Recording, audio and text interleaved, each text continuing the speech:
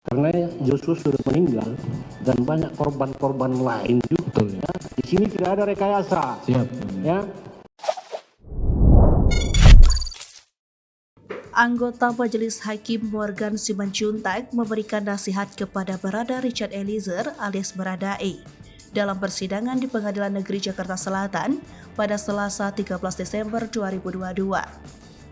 Nasihat itu diberikan lantaran Baradae telah berani berterus terang terkait misteri kematian Brigadir Yosua Huta Barat alias Brigadir J.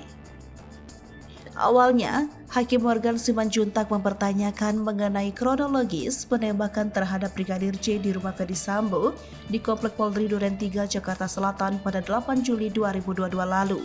Baradae pun mengakui bahwa instruksinya merupakan tembak bukan hajar seperti yang disampaikan oleh Ferdy Sambo.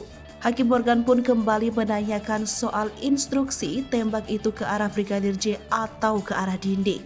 Lalu Baradae pun kembali menegaskan bahwa instruksi tembak itu ke arah Brigadir J. Melihat jawaban itu, Hakim Morgan pun sempat memberikan nasihat kepada Baradae. Korban dari tragedi ini bukan hanya Brigadir J, akan tetapi puluhan polisi juga menjadi korban terkena sanksi etik akibat terlibat dalam rekayasa penyidikan pembunuhan Brigadir J.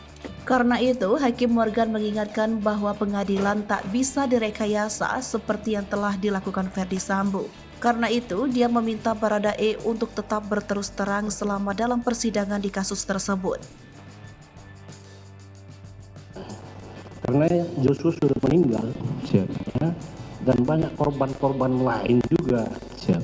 Ya, jadi kamu ingat terus terang, karena sebagai saksi kamu di sini, Siap.